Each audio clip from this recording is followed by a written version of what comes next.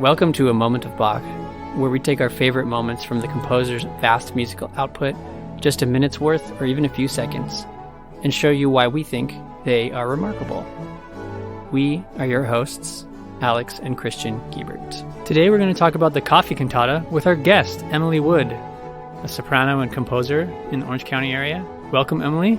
Thank you. Glad to be here. Emily, can you tell us a little bit about yourself before we start hearing about the Coffee Cantata? It's always a hard thing to do, talking about yourself. Well, as you said, I am a soprano, and I do a little bit of composition as well. I play piano and organ on the side, but I am a huge choral nerd. I love to sing choral music, do a lot of local church choir singing and a little bit of professional choir singing on the side. And I do some private teaching as well, teach a handful of wonderful piano and voice students of all ages. So it's been a fun, diversified freelance career. And I would say that you are a Bach person. Does that sound right? For sure. Yes, definitely a Bach enthusiast and fan. Johann is my homie.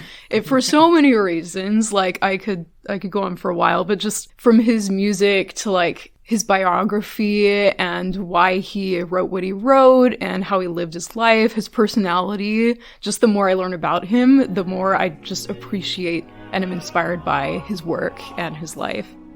Yeah, we've said before, like the work ethic of Bach is like a big part of it. Like there's so many great composers out there, but Bach is like the one where you look at it and you're like, this guy's like a church musician, you know, like it's an important task for him, the church job, right? And it's a sacred task, but it's also like he was so practical, you know, he had to do all this work and he just does it all well. It's like an inspiration for church musicians. Mm-hmm. Yeah, he definitely is an inspiration. You know, when it comes to church music, I feel like a lot of people struggle with, you know, keeping the quality high as the culture changes and everything. So Bach is one of those figures that inspires you to keep that standard really high and to always like put in your actual best effort in all of the worship music that you do. You've sung a lot of Bach, Emily. Mm-hmm. What are a few things that you've sung? So a few things that I've sung. One of my absolute favorite Bach performance experiences was when I sang Mass in B minor in college choir. That was one of the highlights for me in undergrad for sure. Just being able to live through that experience in the chorus and hear the full orchestration and everything, the complexity and just all of the theological themes that were woven throughout made it really meaningful.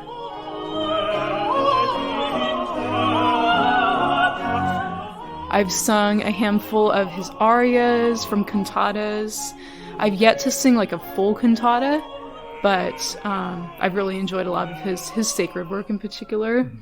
How about the Coffee Cantata? You're very interested in that. Right. So when I discovered that, I was a little bit surprised because I didn't realize Bach was so funny. Yeah, it's so silly. So like as I dug into that, and I wound up choosing that as my topic for my senior thesis when I was an undergrad. Oh. I was inspired by it because, I guess, to kind of sum up, it showed that Bach was both real hip with the times and he's funny. Like, he has a sense of humor and you can really see that come through, like, throughout this cantata. It was pretty fascinating. Yeah. Schweigt stille, plaudert nicht und höret, was jetzt und geschieht. Da kommt So when you say hip with the times, is that because of like coffee's relative newness on the scene of European culture?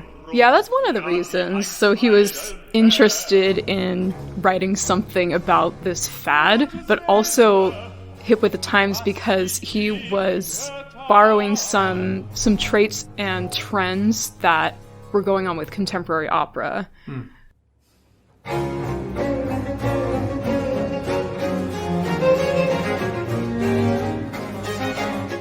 Like the characterization and the musical texture, stuff like that. There are a lot of bits and pieces and elements of the work that show that he was really in touch with the contemporary opera, even though that wasn't really something that he pursued professionally, because that wasn't part of his work, because he was so involved in church. Like Italian opera, is that what you mean? Or like contemporary, other German or anything like that?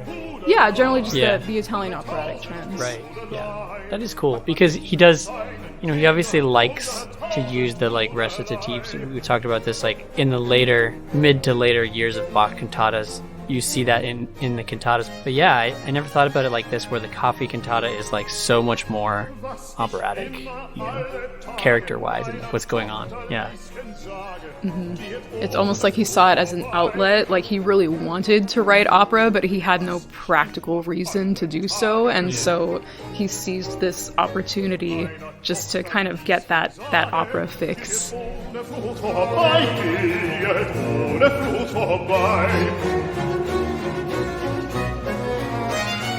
Do we know at this point how long coffee had been around? That's a good question. I gotta look that up. Isn't there like a prevailing theory that like coffee basically kickstarted the Enlightenment and everything? Because before that it was like people gathered, they would just drink alcohol and stuff, and then so no wonder all the sort of intellectual spark of wanting to like be more scientific and stuff came from coffee. Could be. I mean, we definitely know from this cantata that it was, at least in the story, controversial thing and was like more like drugs. But it is a drug, I mean. Or it's a chemical that affects your brain. But I don't know. Well, they all switched from a depressant to a stimulant all at one time, and then history of coffee. And now we're in the modern world, I guess. Yeah. That's what do you got there? Basically, it appeared more widespread in Europe in like the 1500s and 1600s. Did Bach drink it? Do we know? I don't think we know. I don't know. I remember trying to see if he did, because I was like 5 or 10 years ago trying to figure out if that should be a thing I should just do or try not to do. You never know. But am I going to be one of those people that... Anyway, finally went back and forth. One of those people that drinks coffee, or one of those people that tries to figure out if people drink coffee? Like, what are you talking about? Drink coffee. Okay. Yeah. Anyway, if you search like Bach quotes on coffee, you'll get a quote that is basically like, if I don't have my cup of coffee every day, I'm like a dried up goat. But that's not actually Bach, of course. Emily knows this. That's from the cantata. So that's a bit of a misinformation. It's not like he actually said that. Did Bach drink coffee is what I'm searching right now. I don't think we know this, do we? Well, actually, if you look at our logo, our podcast logo. Oh, yeah. Bach is actually drinking coffee.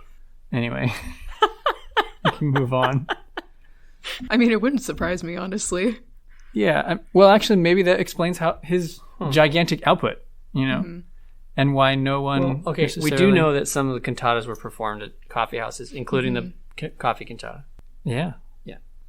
And a lot of his like chamber works were performed in coffee houses, which were kind of a new thing. Yeah. I don't know if this is just people repeating a like fact that might not really be a fact, but a lot of people are saying on here that Bach drank 30 cups of coffee a day. He's like addicted to it. Is there stores? I don't know. So anyway, Emily, you were saying certain stylistic things that Bach was basically copying from popular opera. What are some of those things? Yeah, so there are a couple of routes I could take on this one, but as far as the actual music, it's interesting that he was veering in the direction of that galant style throughout the opera, where the texture is just a little bit thinner, as opposed to his most heavy contrapuntal work in other cases. So that's one of the musical trends that align with the Italian operatic trends at the time, which is kind of interesting.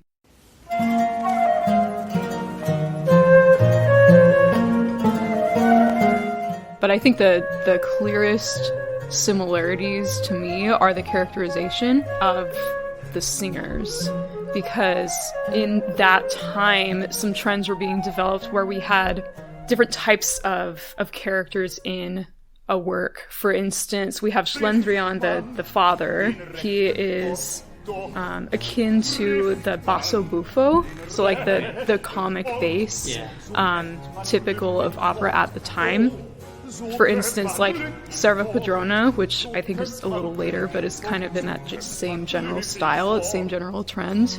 You had a bass character in there who had these kind of comic arias that he sang, like fast passages and kind of bumbling lines and stuff like that, and you can kind of hear similar trends in Schlendrian's solo parts there.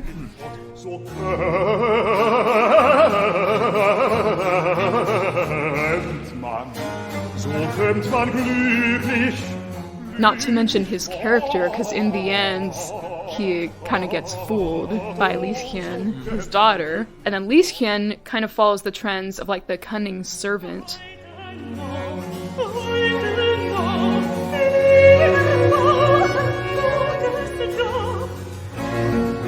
So in other operas, like in Serva Padrona, you have Serpina, who's the cunning servant who wants something and gets what she wants in the end, essentially. Lieschen is the same way. She is, you know, the daughter, kind of the subordinate, if you will, but at the end, she kind of weasels her way and kind of goes under her father's nose. So that kind of is in line with the operatic trends of the time, which is super interesting. And what I find hilarious, I thought this was absolutely hilarious when I found this out. Apparently, when Bach received the libretto, it actually ended at Lieschen's aria, where she is acquiescing to her father's request that she give up coffee so that he will go and find a husband for her. Because he was trying to make this deal with her, it's either coffee or a man, like, make your choice. So, in the original libretto, Lieschen essentially caves and is like, okay, I'll give up coffee and go find me a husband. But Bach, being hip and also being a dad, was like, there's no way this is going to be a thing. So he actually added the recitative and the little trio at the end, where Lieschen, after her father goes off to find her a husband, she makes this little contract. Und rück es auch der Ehestiftung ein, dass mir erlaubt möge sein, den Kaffee, wenn ich will, zu kochen. So that whoever comes, you know, to court her has to sign this contract saying that she's allowed to drink coffee. So she finds this workaround, and then the ending trio is cats do not give up mousing, girls remain coffee sisters. Basically another ode to coffee.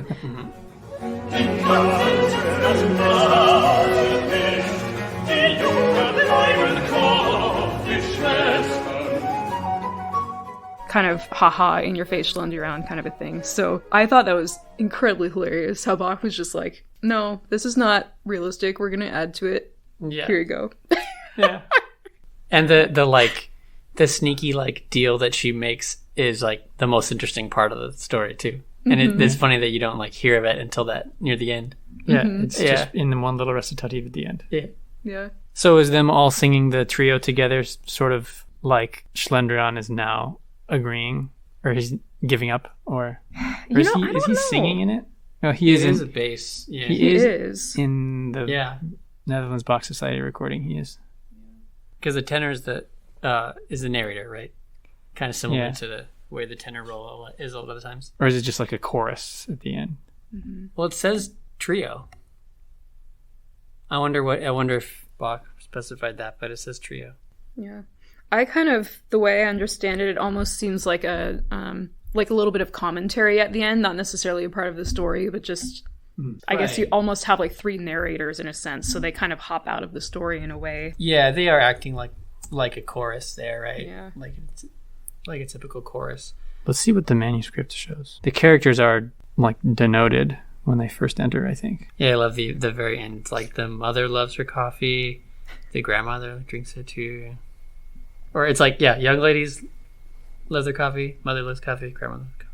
Who can blame them? And that's like how it ends. Yeah, it just says chorus. It doesn't indicate the characters at the end. Because we only have a couple of like silly pieces by Bach, right? There's this, and there's the Quarte Labette that we talked about once in the previous episode, or the previous season, right?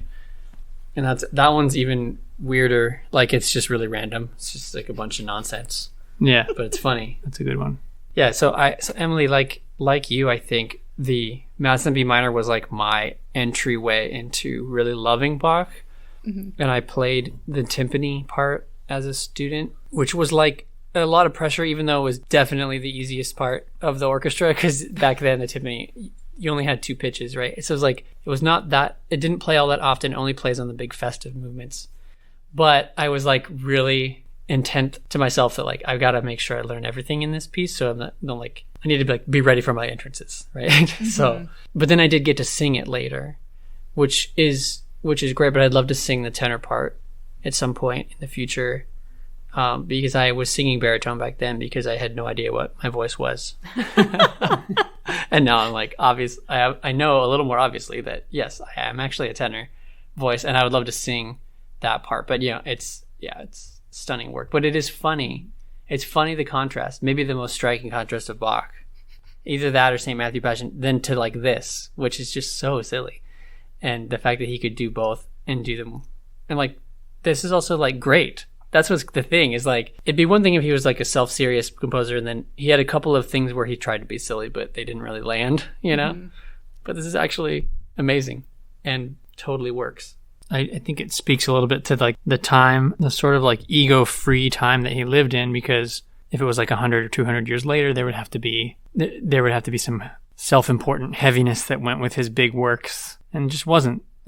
But they were still giant works. And even medium-sized or smaller things like this that are a little bit sillier can still just be of the same order, and they don't have to feel separate.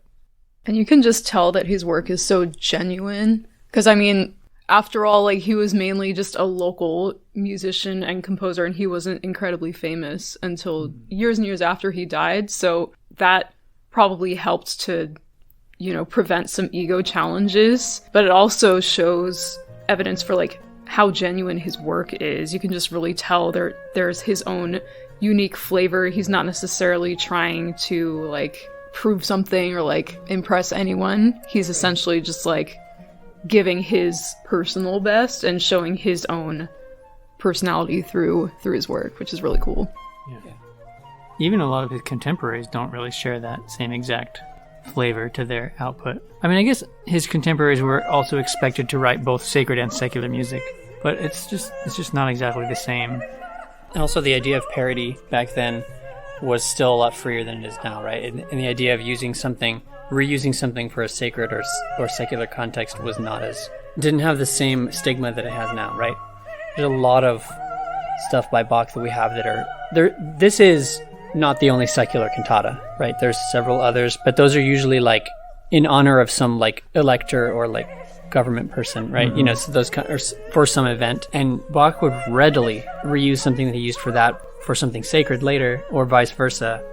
And you could tell that he didn't see it as like problematic or like irreverent, I guess is the better word. Like, you could tell he didn't see it as that it was just workmanship, kind of. I wrote this thing, I can reuse it for this, it works for this, Yeah. We also know from scholarship back in the 1800s that people in the Baroque era did not really consider chamber music to mean like it's a small group. Instead, chamber music meant like secular small group. And like we find for Bach's other like small group stuff, the people of the day didn't call it chamber music if it was sacred. They just had a different perspective back then, I think. He lived at such an interesting fulcrum point in history, because he also completely understood the new style of things, and he even apparently ended his own little mini opera. It's not really an opera, I guess, but he ended it a little bit more forward thinking than he could have, which is you don't necessarily expect that out of a 17th century or 18th century composer. Yeah, I wish we knew if he like based this on one of his daughters or something who really loves coffee or something. That'd be interesting, but I don't think we know. I can imagine the dinner table conversations, though. Yeah. Yeah, for sure. And it's funny, too, about his being so hip with the times, because Didn't his kids like make fun of him for being like antiquated in his writing? Yeah. Didn't they call him like the old Bach or something? Even his kids did, or something to that effect. It was like a as a term of endearment. But yeah, the old Papa or something like that. Yeah. I mean, yeah, he did. The fact that he was not, he could write stuff that was cutting edge, right? Like we can see here, but like the fact that he was completely fine just writing stuff that was in the antiquated style also, that made people sometimes think that he was just kind of an old-fashioned person.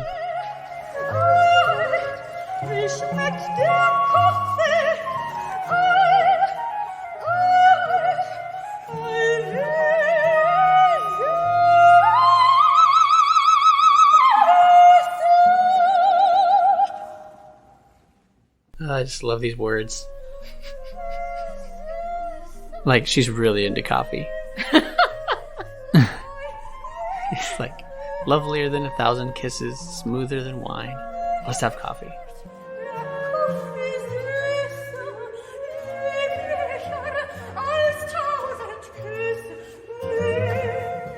Yeah, I don't know. Emily, I was going to ask you, what other Bach...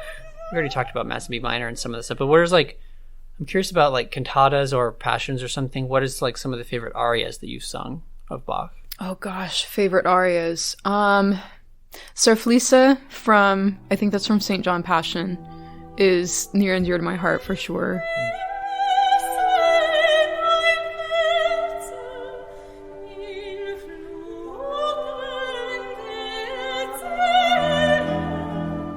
I'm sure I can think of some others, but I generally lean toward the more solemn ones with the pathos, because they have those cool, like anytime I see a particular interval, like the juicy intervals, like the diminished sevenths, that kind of a thing, those are just automatic points. They go into my favorites list. Yeah, well, those are great moments. Mm-hmm. Do you like singing recitatives? Like, is there a certain challenge to that, or a certain interesting part of that? I mean, there are unique challenges to singing recitative just in general. You have to approach it a little bit differently than you would an aria. The way you learn it is a little different. And there is a little more room for interpretation, I think, as you think about like pacing, how you pace it. But I think they can be fun. Yeah. I like the challenge of it, but... Yeah. And it's interesting too, because depending on the coach you're working with or the singer you're working with, they're going to have different ideas of what Baroque or Bach recitatives are supposed to be like.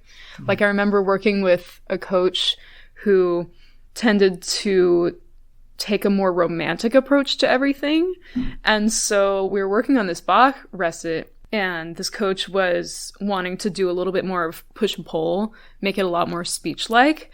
Whereas I've heard a lot of the more purist Bach singers keep it a little more square and straight. So it's just interesting how diverse a recitative can be depending on who you're working with or who you're talking to, because they have just completely different ideas of how Bach should sound. Yeah, they do end up sounding different across recordings. Mm-hmm.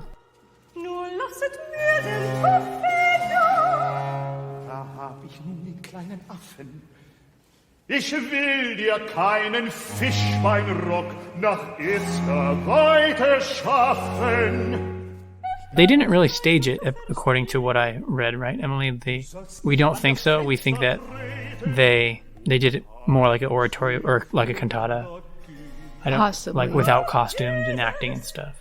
Yeah, I mean, I think I have a hunch just based on the fact that Bach was privy to operatic trends. I have a hunch that there may have been a little bit of staging in some way, shape, or form. Maybe not through like physical things like costumes and things, but maybe by some form of staging. They might have taken it a step further than, you would a typical cantata where people park and bark essentially. Yeah. But that's kind of just speculation.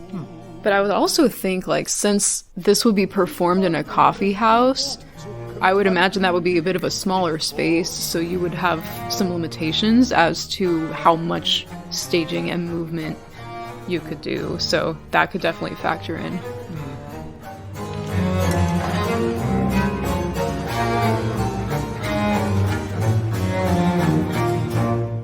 Now let's hear again that last recitative, the part with the text added by Bach. Nun geht und sucht der alte Schlendrian, wie vor seiner Tochter Lieschen bald einen Mann verschaffen kann. Doch Lieschen streuet heimlich aus. Kein Freier komm mir in das Haus, hab es mir denn selbst versprochen und rück es auch der Ehestiftung ein, dass mir erlaubt möge sein, den Kaffee, wenn ich will, zu kochen.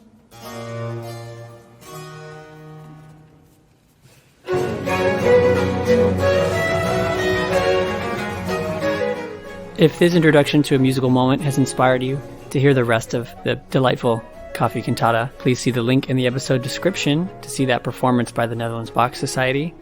Our guest, Emily Wood, has a website, and we're linking that in our episode description as well. If you want to leave us a review, we always love those, and they help other people find the podcast.